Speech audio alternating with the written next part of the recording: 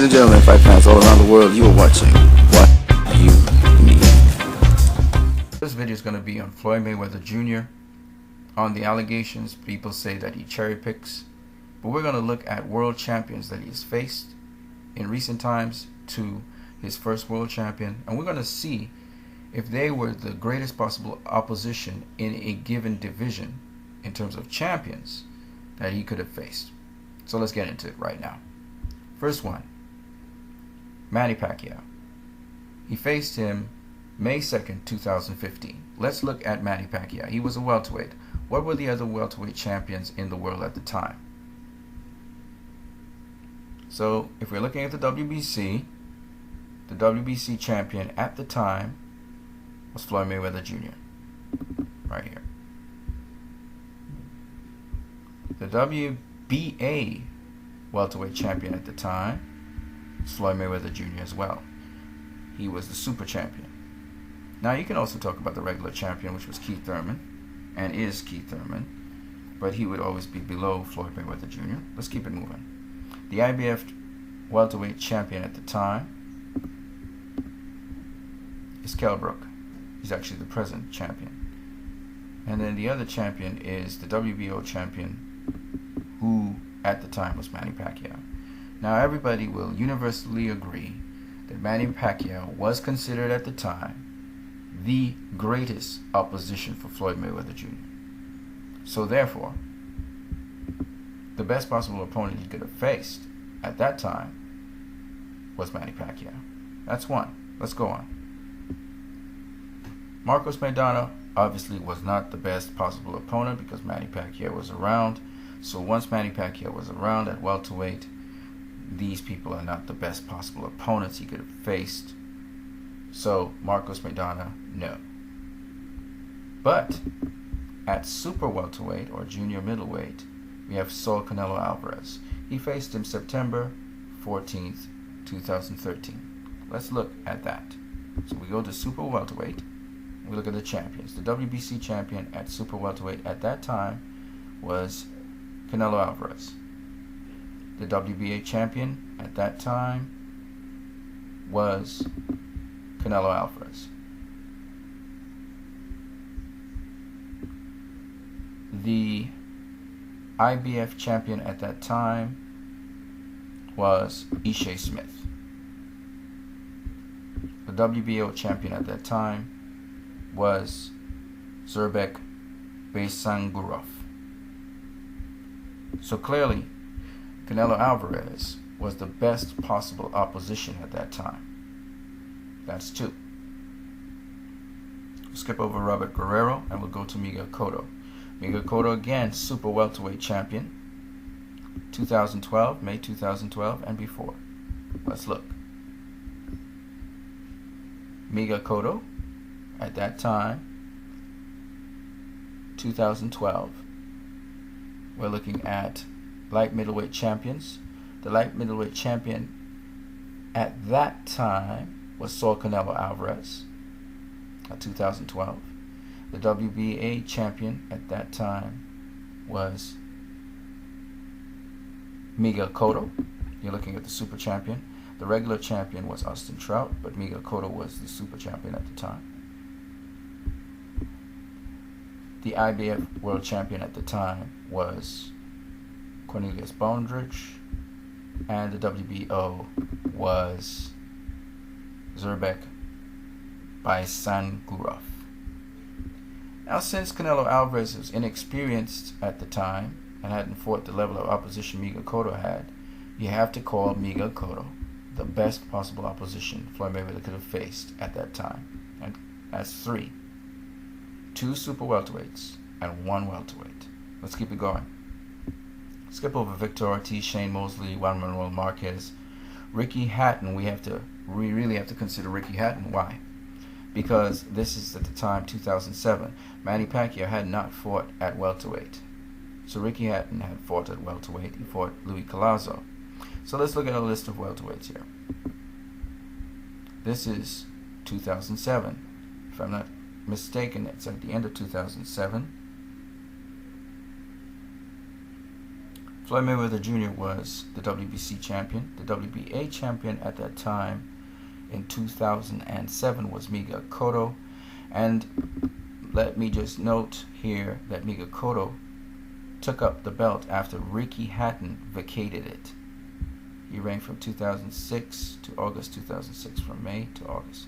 So Ricky Hatton had beaten Luis Collazo to get the WBA welterweight championship. People don't know that Ricky Hatton was a welterweight champion, and then he vacated. Miguel Cotto took it. So Ricky Hatton was actually above Miguel Cotto at this point in time. Let's keep it moving. Kermit Cintron was the other champion, the IBF, and the WBO, of course, was Antonio Margarito. No, I was wrong. It was Paul Williams. He had just gotten the championship from Margarito. So who was the real resounding champion out of the group? Was it Cotto? Was it Williams? Was it Ricky Hatton?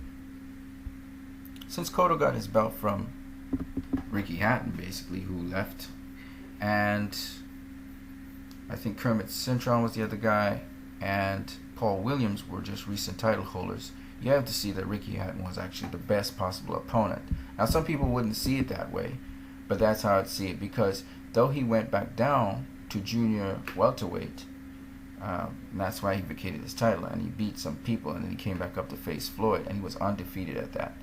You have to understand that Ricky Hatton had, the greater titles and had the greater accolades than Cotto and all these guys. So actually, Ricky Hatton is number 4. He is the next greatest opponent. And then, of course, there's no competition with Oscar De La Hoya. Oscar De La Hoya, hands down, was the best possible opposition Floyd could have faced in 2007. He was the super welterweight champion. The other people, I think, was Corey Spinks and another unknown name that you don't know about. And I can't remember the other guy. But hands down, Oscar De La Hoya was the best. Okay?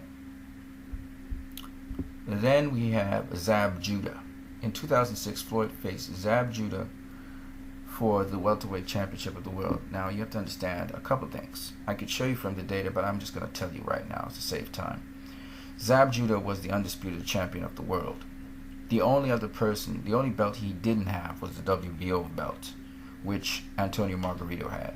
And there's no way Antonio Margarito was above Zab Judah. Otherwise, Floyd would have fought Antonio Margarito. So the best possible opponent at that time in the world was Zab Judah. So we're looking at 6 already. 6 of the best possible opponents Floyd could have faced. Zab Judah did lose to Carlos Baldomir, so Floyd went and fought Carlos Baldomir after. Zab Judah also was stripped of his title, which is why I do believe the guy that Ricky Hatton beat, Luis Collazo, he got the title off of the stripped title that Zab Judah was stripped of. Okay? Alright, let's move on. Then we have Arturo Gatti, who was the light welterweight champion of the world.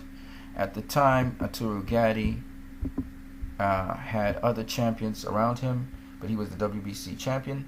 This was back in 2005. Okay, Arturo Gatti was the champion. The WBA champion at that time was Vivian Harris, and the champion at that time in the IBF was Castillo. And then you had in the WBO, you had Miguel Cotto. So clearly, Arturo Gatti was not the best possible opposition here. Okay, so we won't include him. But we have 6 so far. Let's move on. The other champion that Floyd faced was Jose Luis Castillo. And let's just go through the list of lightweights that he also had. He was the WBC champion. The other lightweight champions were, at that time it was 2002, I believe. We had Leonard Doroftai. That was the WBA champion. The IBF champion was Paul Spadafora. And the WBO champion was Arthur Grigorian. I can tell you right now, Spadafora and Grigorian were not ranked higher than Jose Luis Castillo. He was the best champion of the world at the time. And he was ranked by Ring Magazine as the #1 lightweight in the world. Okay, so again, another champion. That's 7, and there's one more. Hands down, he is, without any sort of contention, the world champion, and this was at super featherweight, Genaro Hernandez.